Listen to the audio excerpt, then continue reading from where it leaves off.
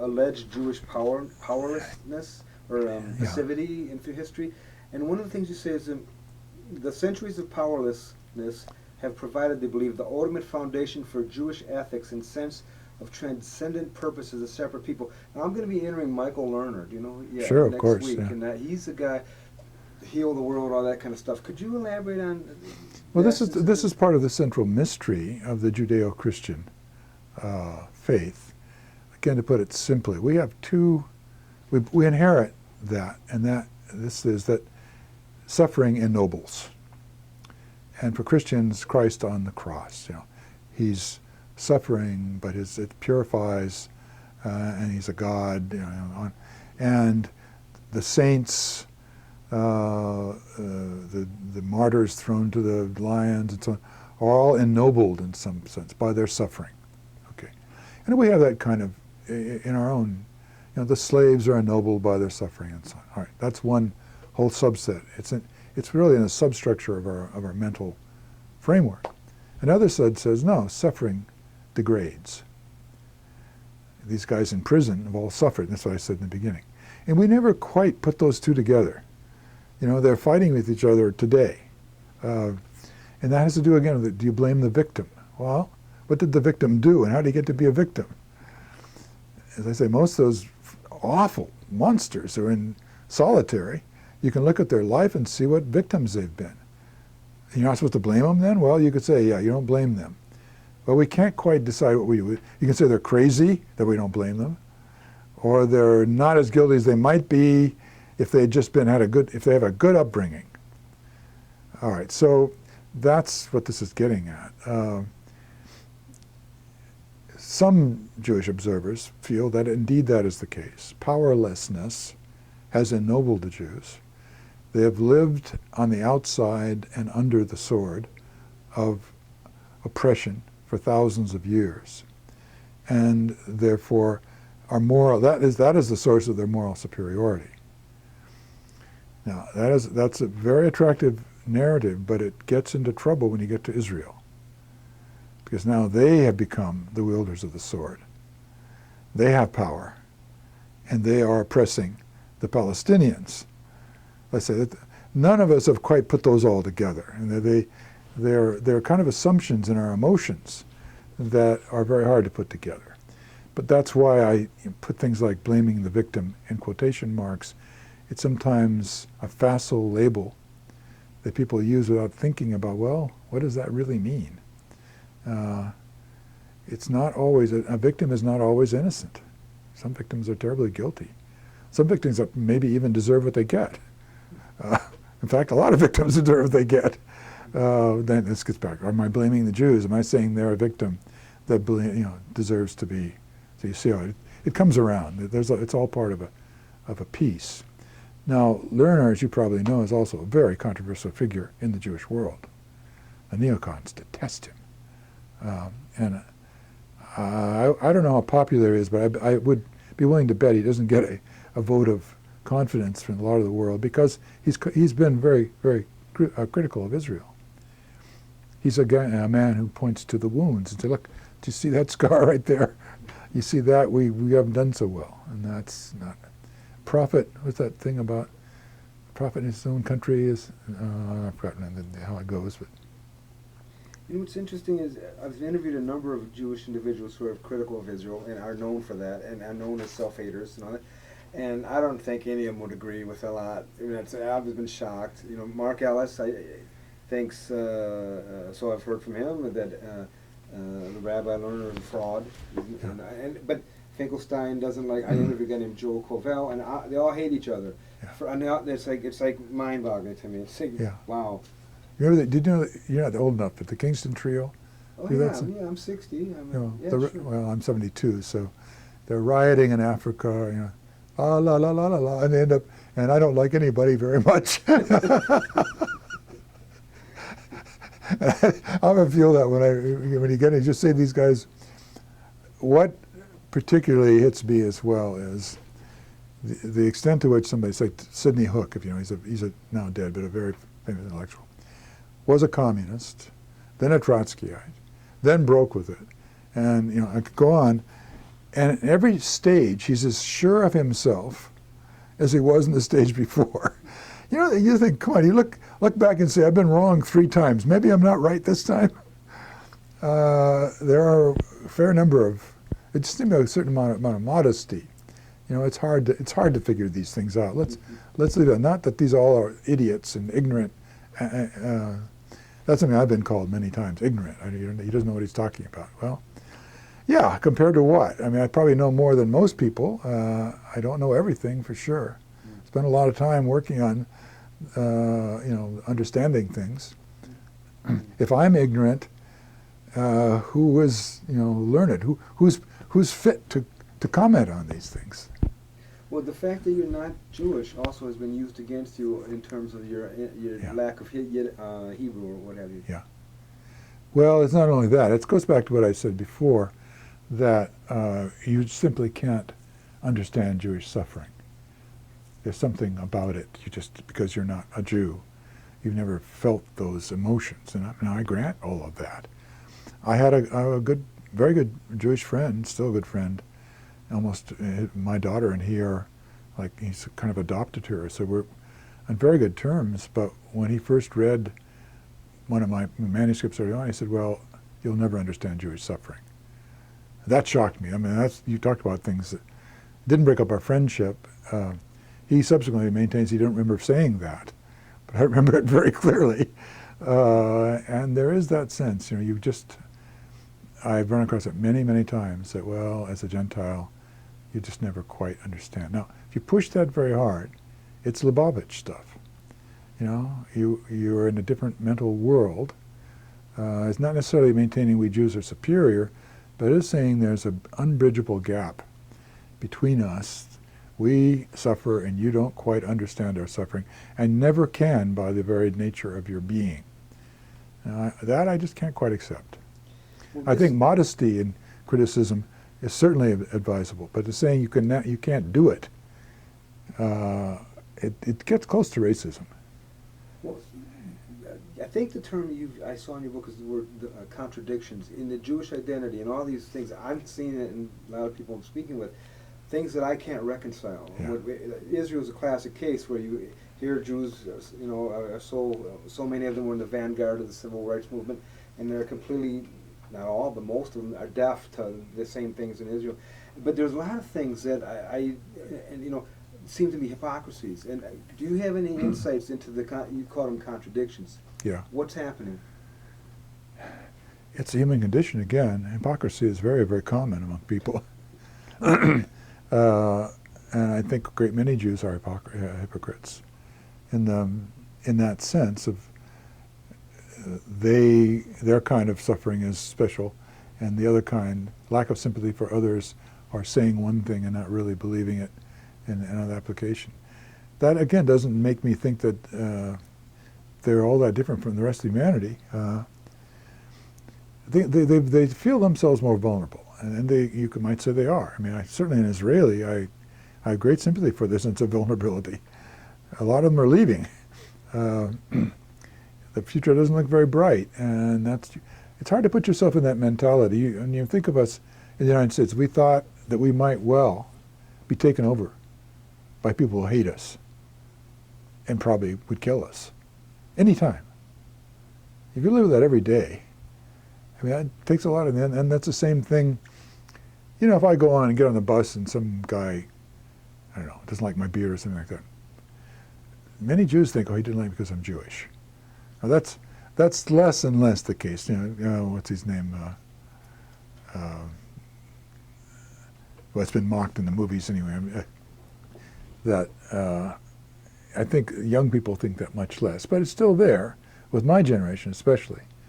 Everything that you encounter, if there's not a table at a restaurant or there's no more room in a motel, they assume, if you live in that world, it's oppressive. And again, that's not self-hatred, I think, but you could see why somebody who's in that world wouldn't want to be, would want to get out of it. But I was raised Catholic, and I'm American. But when I was listening to some of these Jewish scholars I'm interviewing, the fierceness which they have their Jewish identity, including Professor Ditterstein, he said, I'm an American, but the main thing I am Yes, Jewish. is I'm a Jew. And I don't relate, and I don't think most Americans. You keep saying a lot of these things. Everyone has this and this. And No, you're right. I think you're right. It's more there's intense. some kind of quality here that's really in another realm. And what you're saying, Especially for a certain subset, again, not necessarily for all Jews. So, I mean, I know one subset rather well. That is the young students that I run into, and I think that's much less the case with them. My own contemporaries, a bit, more so. The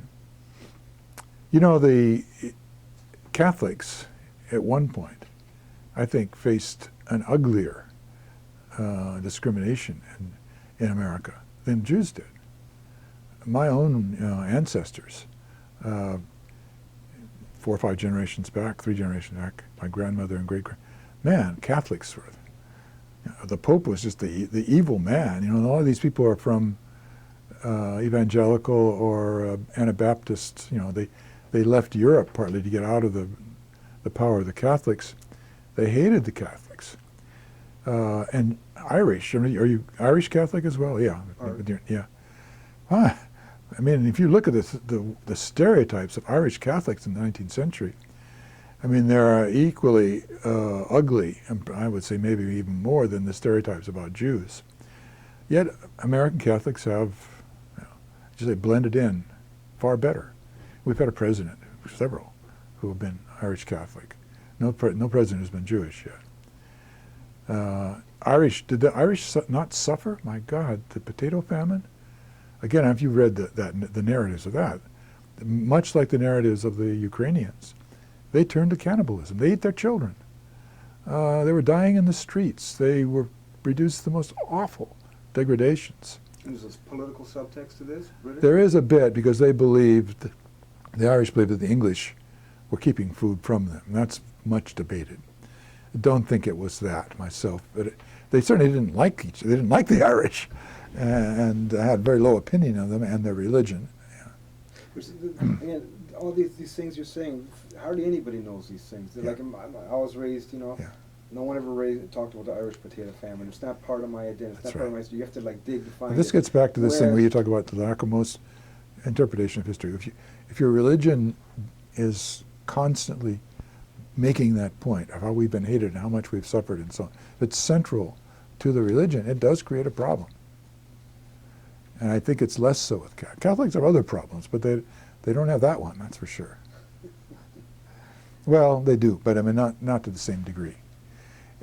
What did you grow up in the East or grow up in California? Midwest, Yeah. Detroit area. Yeah, Detroit. Well, so I was going to say some of those neighborhoods in New York and so on, there were some pretty ugly attitudes to I'm Irish. half Polish too. I mean, my mother's family. Well, Poles are probably also the Polacks. They call them. They had a lot of discrimination. But see, all the mystery of the Jew, all this project, the mysteries for me of Jewish identity are striking. I mean, because I don't relate. I was a classical melting pot guy. I presume you are. Yeah. And let me ask you that question: the question of assimilation, which has always been an issue, I guess, in the Jewish community in Eastern Europe. And could you elaborate on that? The kind of tensions and the anti-Semitism behind that, the issues of Jews and assimilation. Well, that's what interests me a lot. I have to say, a great many Jews I know are not that way. They're not worried about it. A great many of them, I mean lots, have faced the fact that their children marry out of the faith. And so they essentially have relatives who are not Jewish. And I think a lot of them just have come to grips with that. It's hard. Others not. So in my own case, my mother's English from England, but lower class, coal miners. My father's of indeterminate background. His mother was an orphan. Left on the church steps, Catholic church steps in Chicago, as a matter of fact, with a locket and a cross, Amy Kay. So she might have been Catholic. Probably was, but it's hard to know. The other side was probably Pennsylvania Dutch, which is German. But I had none of that identity when I grew up. My mother didn't make anything about being English at all. My father either. In fact, my greatest identity, if I had any ethnic identity when I was anti-German. I didn't quite even know my father had German ancestors because I grew up during the war. and of course anti-Japanese. But those things they weren't, as you say, just really weren't central. I went to school with the Japanese years afterwards, and we got along fine, played football together. The same with Jews too, by the way. I had Jewish friends. I can't think of a group that, blacks would be the only one. It was somewhat harder, but one of my best friends was a black. This is way back in the 40s and 50s. So yeah, in California it was a place where the, what do you call it, the mixing worked best. When I first encountered kind of tribalistic Jews, it was in the East, when I went to school there. And where the Jewish consciousness was something that was always there, and they were much more willing to take offense to anything that was said about Jews and take pride in what Jews did and so on. I didn't hear much of that from my Jewish friends when I was a kid. Is that part of the Jewish success story, do you think, that kind of tribalism, the networking, or what's your take? I don't know that does it. I think there are plenty of groups that are tribalistic, gypsies for instance, they're not successful. I don't think tribalism I think it's more, insofar as I understand it, it's somewhat mysterious. It's education. That's something that Jews really do. Formal education in terms of reading and writing and esteeming the person who's smart. Dialogue at the dinner table, they're all many verbally agile, and that's something that goes on. By the way, that's true of the Irish too. God, maybe even more so. Of the people I've known who are really verbal, there's a large percentage of Irish. But Jews are also, Italians too. It's a common trait among various ethnic groups. But not so much, say, Swiss or Swedes or Norwegians. They're the kind of strong silent type. Again, generalizations.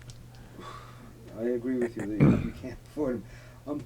You discuss in the book, I get some quotes here about how there are movements in the Jewish community to attack Gentile society or Victorian society, or as perversely flawed, polluted, sick. And Freud, could you discuss what that? Well, that's Cudahy, to a large degree. And it's really there. Even in American left-wing circles, Dissent magazine. Jews are dissenters. They are critics of the society around them. And that's taken various forms: psychic illness, capitalist, I'm going to call it depravity, whatever. And Jews have, a subset of Jews have very much attached themselves to that group. Again, they're overrepresented in all. God, and psychoanalysts, I think they're probably 90% for a while. But among left-wing critics, socialists, communists, even left liberal, Jews are way, way overrepresented. And that's the reality. You could say it's a way that a previous sense of superiority becomes modernized. You brought up in a sense that we're better than they are. You come not to quite agree with that, and gain values that criticize that, but you're still there. You seem smarter than everybody else. You do better in school.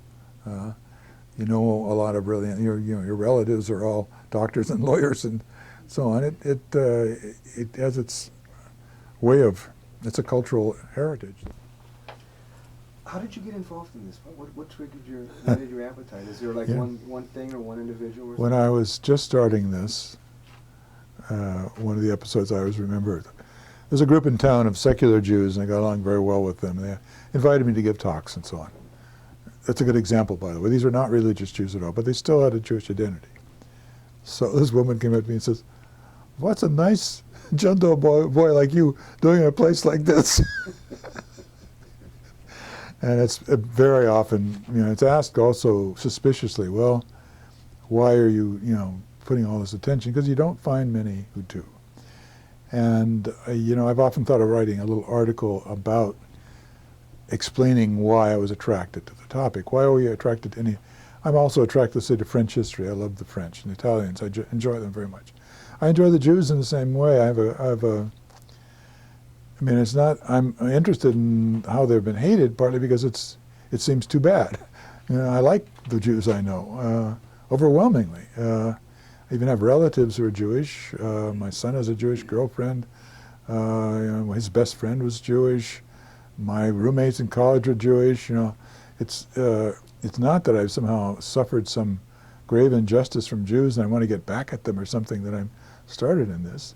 In fact, that aspect of things never much.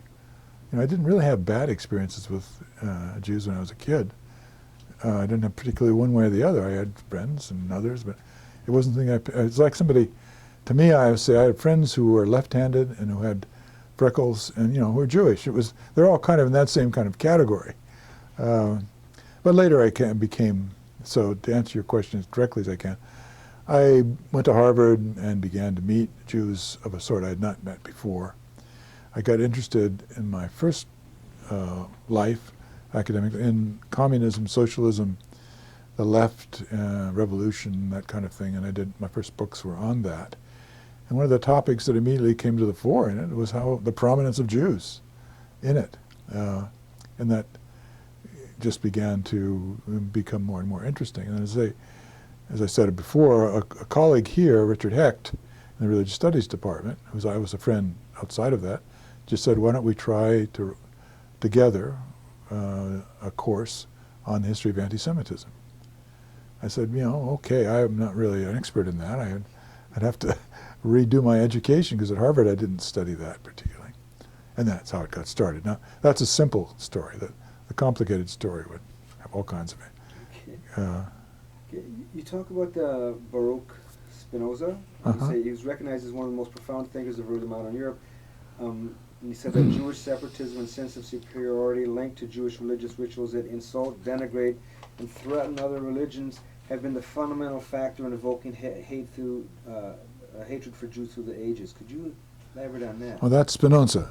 I'm just quoting him. Yeah. And he takes that.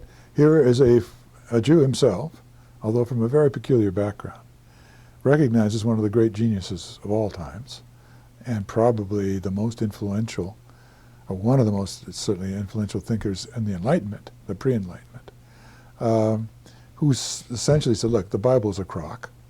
It's just a bunch of primitive myths. It doesn't correspond to reality. And he goes on to make what would be called an anti-Semitic critique of Judaism, of the Jews, and so on. Now, you have that strain in Jewish thought up to Marx and on, to Chomsky and so on. Those radical critics, Shahak is another one, of course, of Judaism, from the inside. I say, well, he was really in the inside, is not, because there was a strange Jewish community in Amsterdam, where he was Sephardics who had left Spain and mixed with Christians. So he had an experience. But of course he was, a good example I'm talking about, he was shunned. Formal declaration, you can't talk to this man, you can't be in the same room with him, and so on, way back then. I find what he has to say interesting, in the same way I find what Kevin MacDonald has to say interesting. Doesn't mean I think it persuasive, but an awful lot of what I read and get interested in is that. I find Hitler interesting sometimes in a completely different way. I mean, you got to read him. You got to think, what's going on in this guy's mind? That's part of what history is supposed to be about. You project yourself into the minds of other people. What about Voltaire? Now, here's a guy, the father of enlightenment or another, who was in the Jewish texts. You find him as an anti-Semite. Could you discuss what's going on? Well, I think it's the same as with Spinoza. I mean, here's a man who said this isn't reason. And this is what we would say, this is racist. We could say maybe it has a superiority complex. And it's a bunch of tangled tales that no rational person could believe. I mean, that's what he's saying. Now, he had a particular fascination with Jews, and he got himself cranked up about them in some of his, his essays and so on. That all remains a little unclear to me. Some think he had some sort of bad experience with Jews and money and so on. I'm not inclined to believe that. Some of the people I know who like Jews most of all had the terrible experiences with Jews, and others don't even know Jews and hate them. I don't think experiences with them directly is the is the essential. By the way, this all gets back to my basic issue, the Lindemann thesis. What is the relationship between experience in the real world and conclusions about Jews? And some have said, well, I'm blaming Jews for what they do in the world for anti-Semitism. I'm not saying that. In fact, I'm saying something fairly different from that. I'm saying there's a certain kind of mentality that people bring to this. Then, with that mentality, they filter evidence about Jews. But it's not as if they don't find anything that feeds that mentality. It's not a self-propagating psychosis of some sort, but rather it's an interaction. They see things that Jews do that correspond. They don't make those things up always. Sometimes they do. I mean, that's the issue, whether it's like the blood libel. Where did that come from? That's such a fantastic charge, apparently without much evidence. But of course, most of religion is without evidence in that same sense. Max Weber? Weber, yeah. Is he, I don't know if I got this out of your book or not, but as I understand it, he suggested that Judaism was a religion with a strong interest in revenge. Is that from you? It would make sense. I don't think I said that in my book, no. But he's interested in the origins of capitalism. He didn't so much emphasize as a man named Sombart, the Jewish element of, the alleged Jewish element of the origins of capitalism, which of course is there in Marx also.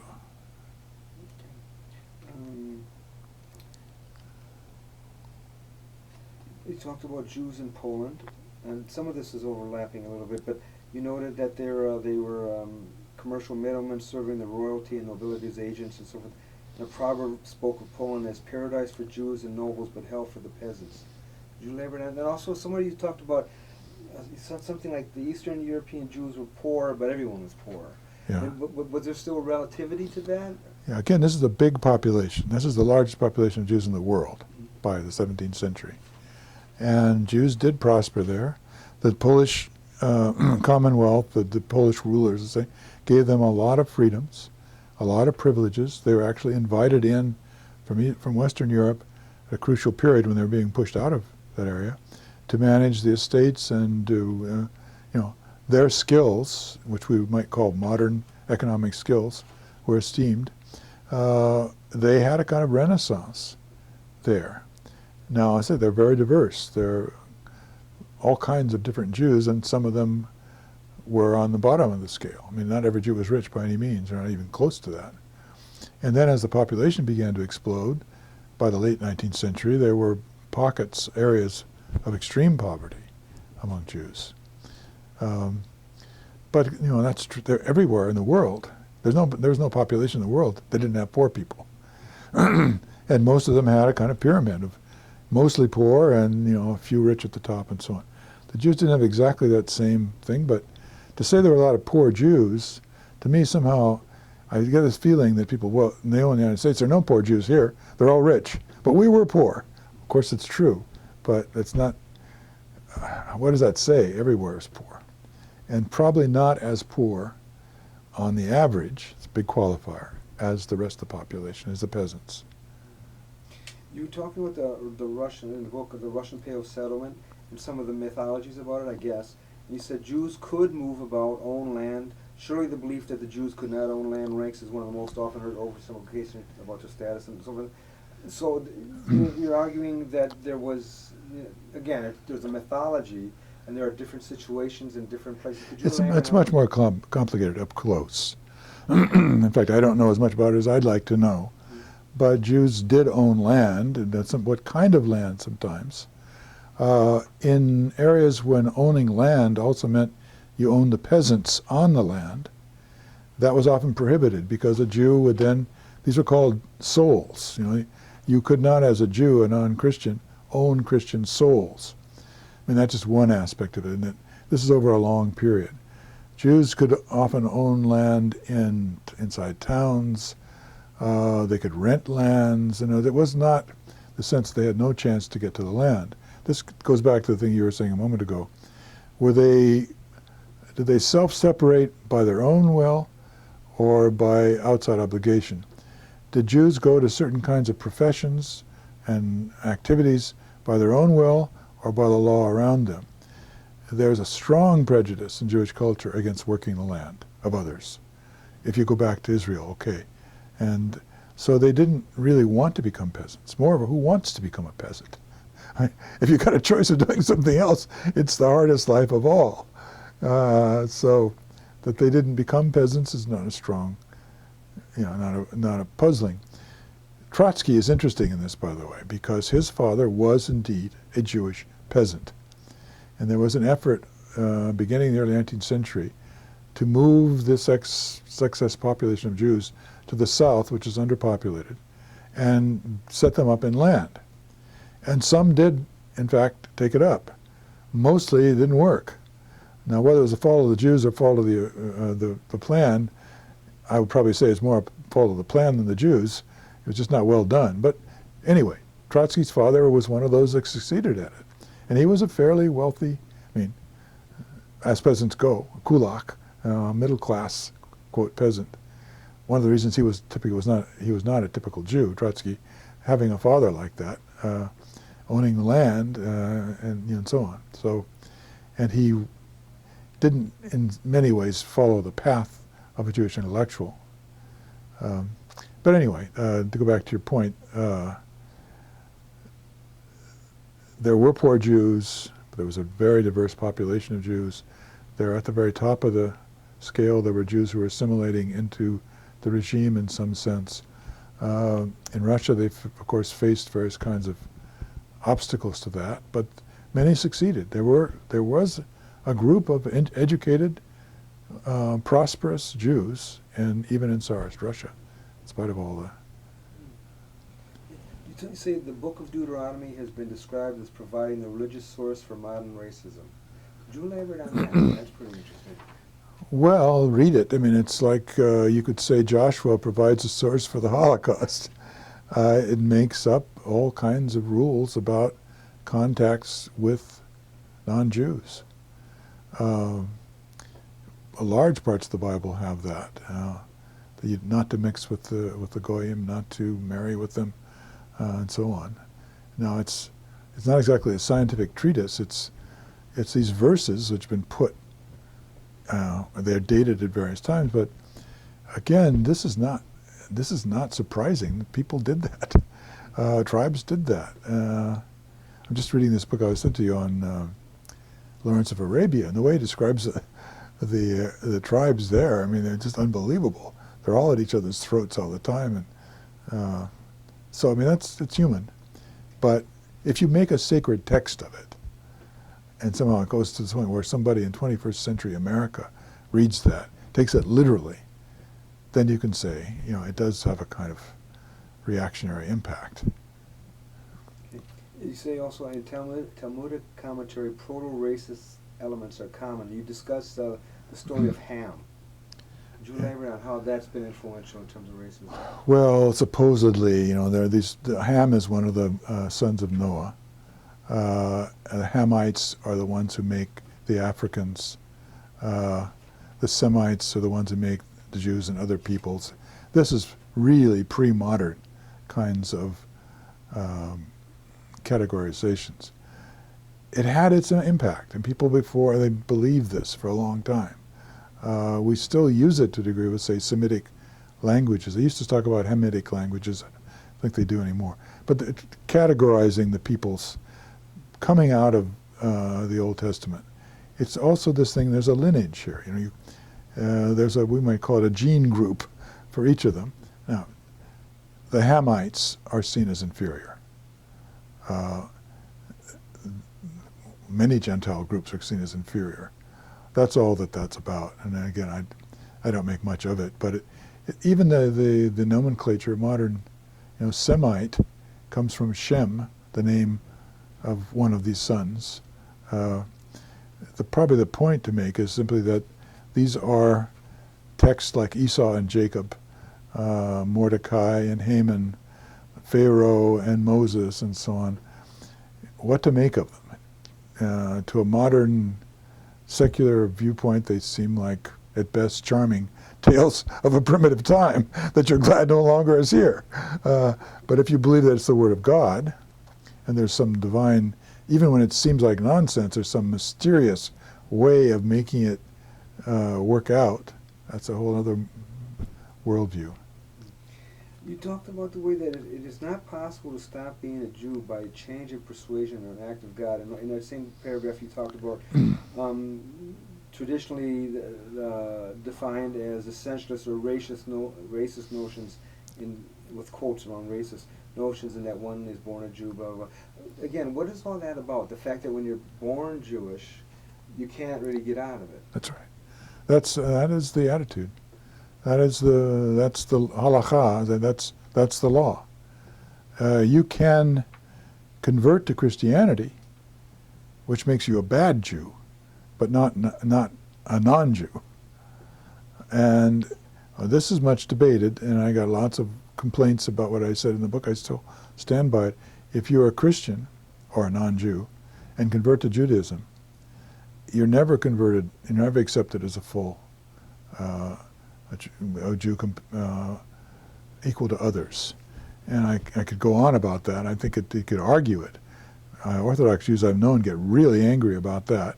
Say, well, we've got this black member and he's just absolutely equal to us and so on. But if you begin to look at the law, for instance, he can't marry certain people.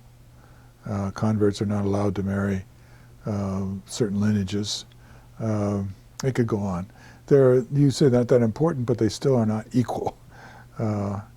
And again, you can be a Nazi and have a Jewish mother, and you're acceptable to the state of Israel, or acceptable to, as a Jew in the state. So it's lineage, it's not belief at all. Now the assumption, of course, is if lineage is what gives you the mindset. I mean, going back to we call Lubavitcher and the ultra-Orthodox view, well, if you're a Jew, you've got a mind and a spirit that is inclined to the good, whereas the others are inclined to the bad. So it's your mother, it's your lineage, it's your background. It's not your belief that is the really crucial thing. Again, with the qualifier that the assumption is your belief will be some of these things because you're a Jew. But there are mysteries. Why did some Jews turn bad? That's just seen as a mystery, I think. Was this racial or genetic or ancestral? Well, How would you characterize I mean, all these words are words we use. They have a set of connotations. I think genetic would be the way if it depends on your mother, and that's it. It's genetic. I mean, it's lineage.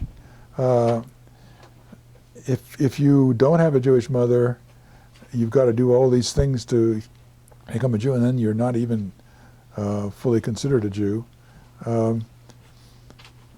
That's close to racism. I mean, I think it's not racist, not Nazi racism, but even Nazi racism, I'm not always sure exactly what that means. Hitler often made comments to imply that he recognized Jews as superior also. He used the word zäh, which is German for tough. They were tougher, and they were certainly smarter. He recognized that they had all these successes. His point was not that they were inferior in that regard, but they were dangerous. They were destructive. They got into it's like a germ or something. It gets into a healthy society and corrupted it. But they were not inferior in that sense. But again, it's a genetic inheritance.